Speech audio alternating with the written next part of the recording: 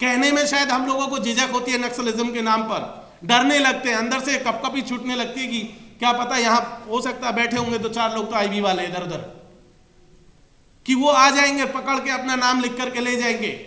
लेकिन नक्सलिज्म के नाम पे इस देश में 90% आदिवासियों को मार दिया गया।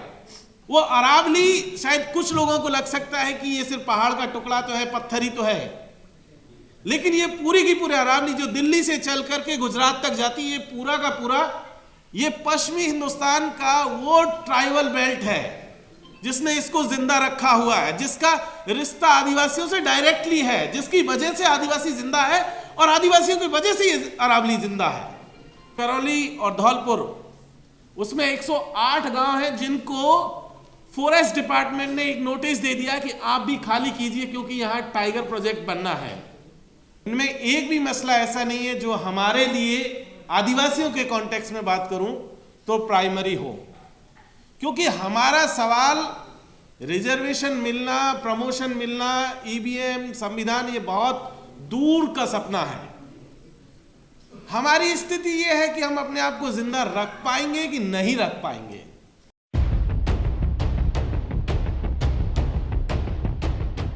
मैं काफी देर से आप सबको सुन रहा था, बहुत सारी बातें हो रही थी।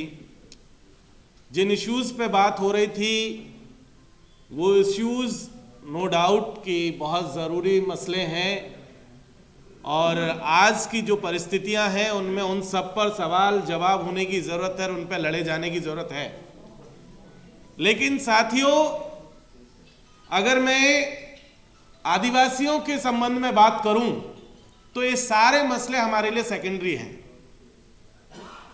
इनमें एक भी मसला ऐसा नहीं है जो हमारे लिए आदिवासियों के कॉन्टेक्स्ट में बात करूं तो प्राइमरी हो, क्योंकि हमारा सवाल रिजर्वेशन मिलना, प्रमोशन मिलना, ईवीएम, संविधान, ये बहुत दूर का सपना है। हमारी स्थिति यह है कि हम अपने आप को जिंदा रख पाएंगे कि नहीं रख पाएंगे।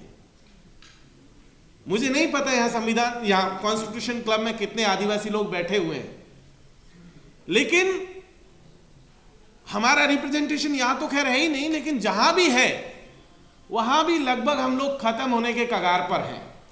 खत्म होने का मतलब फिजिकली जिनका खात्मा होने के कगार पर है। मैं आपको एक एग्जाम्पल अभी देकर के बताता हूं कि मैं पूर्वी राजस्थान से आता हूं। ये पूरा हिस्सा जो आपके दिल्ली से लगता हुआ और कोटा तक चला जाता है, ये जो पूरी रेलवे की लाइन है, इस हिस्से में अभी पिछले 5-6 साल से शुरू हुए हैं और अगले 5-7 साल और मान लीजिए लगभग 800 से 1000 गांव हैं जो परमानेंटली हमेशा के लिए खत्म हो जाएंगे, हमेशा के लिए खत्म हो जाएंगे और कोई नहीं जानता कि कहां जाएंगे और किसी को कोई फर्क भी नहीं पड़ता है या शायद किसी को पता भी नहीं है। मैं आपको बताऊं कि पूर्वी राजस्थान के 4 जिलों में अभी की तारीख में, आज की तारीख में लगभग 250 से 300 गांव के लोग तो अभी लड़ रहे हैं, डेली लड़ रहे हैं। सामने पुलिस खड़ी हुई है। 76 गांव तो एक है जो सवाई माधोपुर में एक डैम को बनाने के खिलाफ लड़ रहे हैं। सरकार ने कह दिया तुम्हें जहां जाना जाओ, हमारे पास तुम्हारा कोई प्लान नहीं है। शंभू जी थोड़ा सा सुन लीजिए। 76 गांव तो वो हैं जो उनको नोटिस मिल चुका है। उसका पड़ोसी जिला करौली और धौलपुर, उसमें 108 गांव हैं जिनको फॉरेस्ट डिपार्टमेंट ने एक नोटिस दे दिया कि आप भी खाली कीजिए क्योंकि यहां टाइगर प्रोजेक्ट बनना है। यह भी पूर्वी राजस्थान में है, मध्य प्रदेश से लगता हुआ हिस्सा है।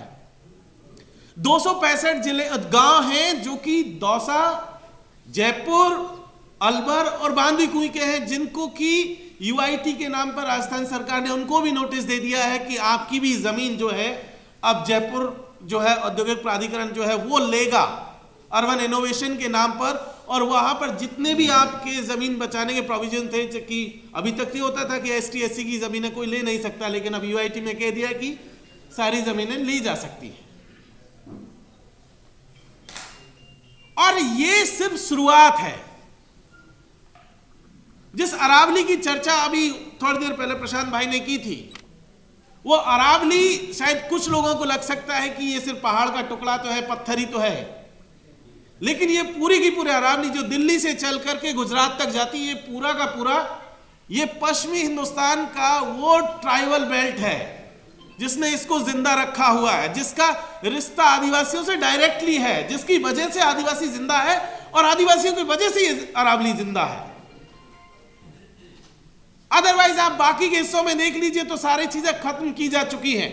अभी जिस परिभाषा को लेकर के विवाद चल रहा है, वो परिभाषा सुप्रीम कोर्ट में भारत सरकार ने पेश की, कहा कि 100 मीटर से नीचे वाली जितनी भी पहाड़ियां हैं उन्हें अरावली नहीं माना जाएगा।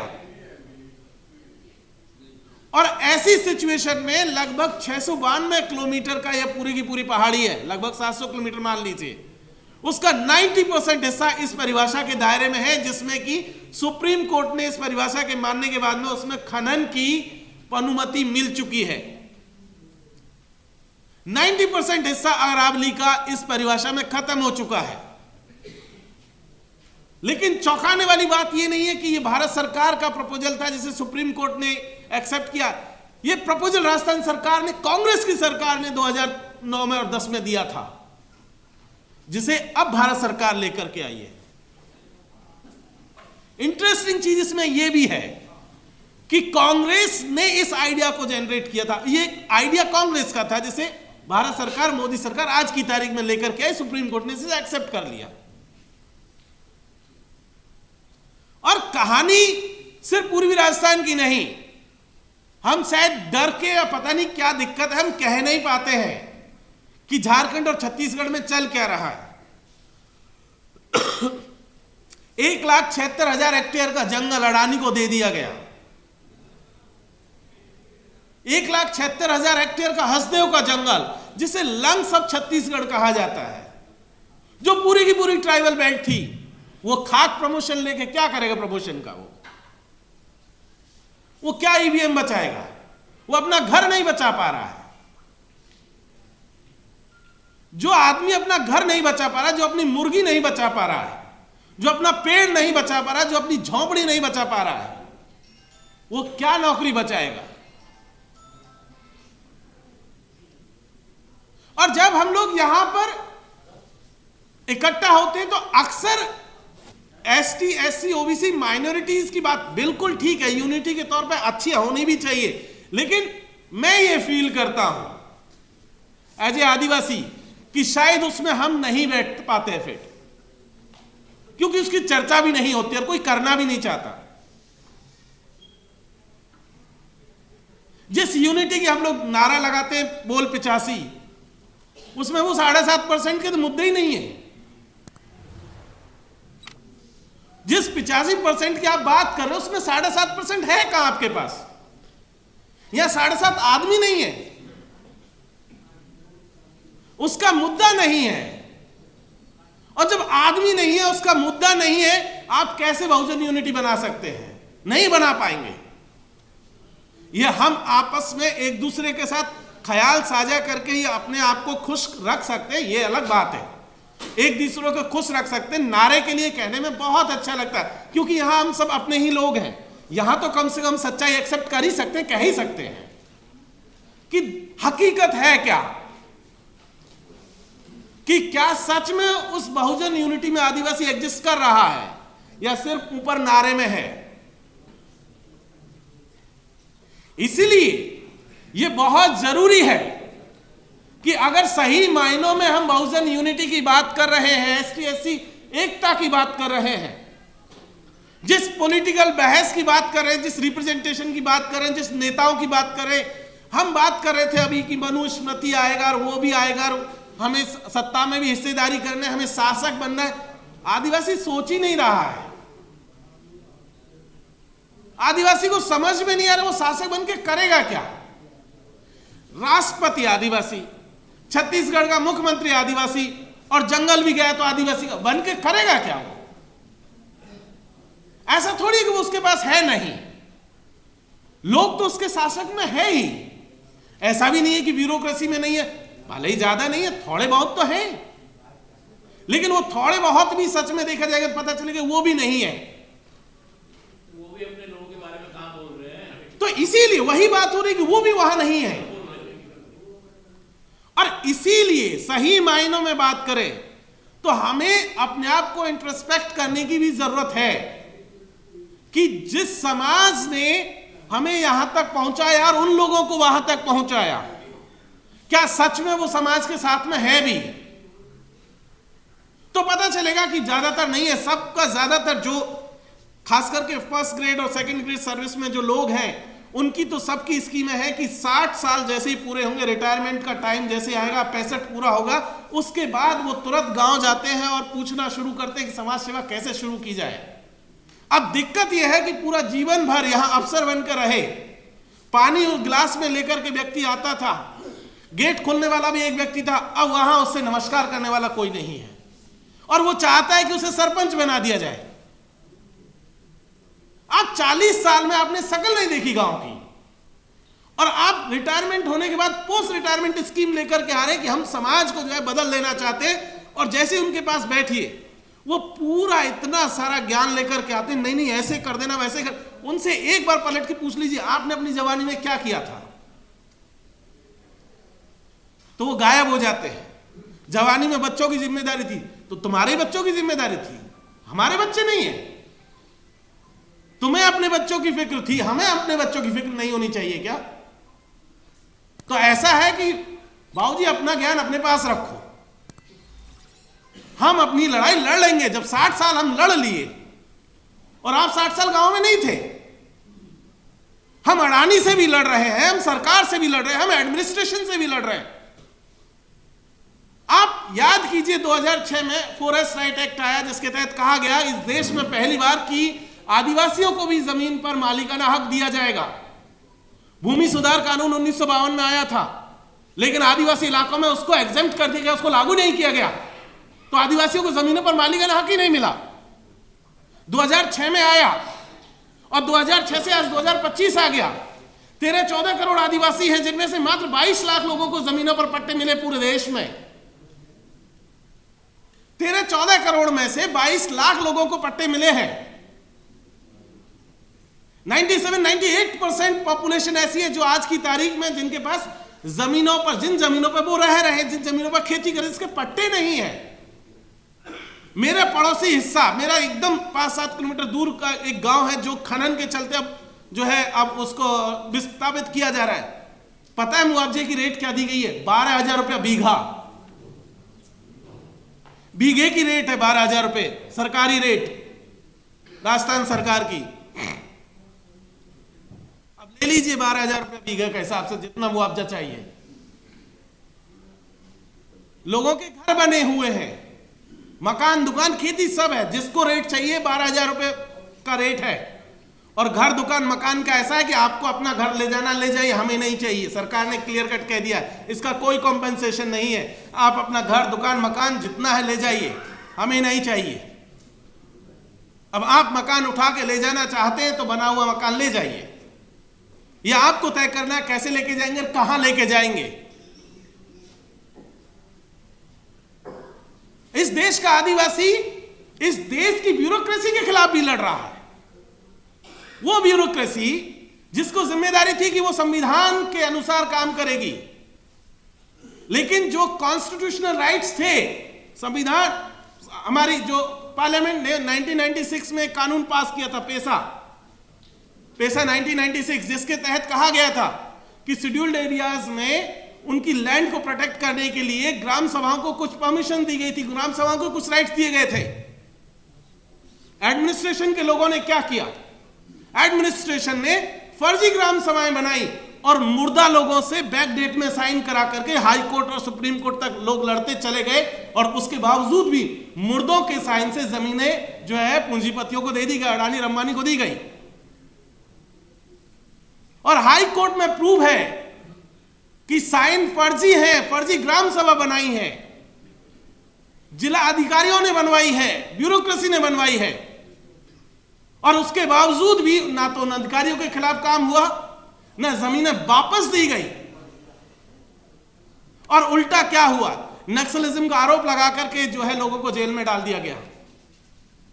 कहने में शायद हम लोगों को झिझक होती है नक्सलिज्म के नाम पर, डरने लगते हैं, अंदर से कपकपी छूटने लगती है कि क्या पता यहां हो सकता है बैठे होंगे दो चार लोग तो आईबी वाले इधर उधर, कि वो आ जाएंगे पकड़ के अपना नाम लिख करके ले जाएंगे। लेकिन नक्सलिज्म के नाम पे इस देश में 90% आदिवासियों को मार दिया गया। जिनको मारा जा रहा है उसमें 90% आदिवासी है। इस देश की जेलों में बंद अगर आप रेशियो निकालेंगे जितने परसेंटेज में, अगर सबकी सोशल जो है कैटेगराइजेशन करेंगे तो पता चलेगा कि सबसे ज्यादा इस देश में आदिवासी मुसलमान जेल में बंद है। और मैं एक ऐसा वाक्य बताता हूं, मेरे अपने एक बहुत अच्छे अजीज दोस्त का वाक्य है, प्रशांत भाई की तरह ही। उसका मसला यह है कि उसने एक मोबाइल खरीदा, तो गांव में था, उसने अपने दोस्त को पैसे दिए कि भाई जाओ बाजार जा रहे हो एक मोबाइल मेरे लिए खरीद लाना। दोस्त भी भोला भाला आदमी, उसने मोबाइल खरीदा, बिल अपने नाम पे बनवा लिया और बिल बनवा के ले आया, दे दिया गया। पुलिस को पता चला कि इस व्यक्ति के पास जो मोबाइल है उसका बिल इसके दोस्त के नाम पर है। तो किसी ने जाके एडवाइस किया, यार किसी दिन पुलिस पकड़ लेगी, ऐसा करो बिल अपने ही नाम पे करवा लो। वो वापस गया, अपने नाम पर मोबाइल का बिल बनवा के ले आया। पुलिस उसको 420 में उठा के जेल ले गई। 30 से 32 दिन हो गए आज की तारीख में, परसों उसकी जमानत खारिज हो गई, जमानत नहीं हुई है 32 दिन से। बोले कि धोखाधड़ी की है, 420 का मामला है। 32 दिन से जेल में है वो आदमी, रामदेव काकौड़िया नाम है उसका, मध्य प्रदेश में। अपने ही मोबाइल का बिल बनवाने के लिए, और कह दिया गया कि तुमने धोखाधड़ी की है। ऐसा नहीं कि उस आदमी ने कोई अपराध किया या मोबाइल से कोई अपराध हुआ, नहीं, या किसी दूसरे का पैसे से मोबाइल खरीदा, नहीं, खुद का पैसा खुद का मोबाइल। लेकिन क्योंकि अब 2 बेल हो गए और इसी चक्कर में 32 दिन से वो आदमी जेल में है। और ये पहला मामला नहीं है, ऐसे सैकड़ों मामले हैं कि आप आदिवासी इलाकों में महुआ जो देसी दारू होती है उसकी परमिशन है, संविधान में भी उसकी इजाजत है, क्योंकि वो उनके लोकल जो देवताओं पर चढ़ाने का भी काम करते हैं, तो इसलिए उसकी इजाजत है। लेकिन उसको बनाने के नाम पर उसी में जेल में डाल दिए लोग। तो जिन एट्रोसिटीज की हम लोग बात करते हैं, इस देश में आदिवासियों के ऊपर जो हमले हो रहे हैं, उन हमलों की तरफ भी हमारा ध्यान जाने की जरूरत है, ताकि जिस बहुजन यूनिटी को लेकर के हम लोग बात कर रहे हैं उसको सही मायनों में देखा जा सके। उन कॉन्स्टिट्यूशनल जो प्रोविजंस हैं जो हमारे संविधान से मिले या बाद के दौर में संसद से मिले, जो हक हुकूक हमें मिला, उन सबको फिर से भी एग्जामिन किए जाने की जरूरत है कि क्या सच में सही मायनों में उनका जो है बेनिफिट आदिवासियों को या बाकी लोगों को मिल भी रहा है कि नहीं मिल रहा है। तो साथियों, यही वो बातें थी जिनकी तरफ मैं आपका ध्यान आकर्षित करना चाहता था। आपने मुझे सुना, मौका दिया, बहुत बहुत शुक्रिया। जय भीम, गुल जोहार।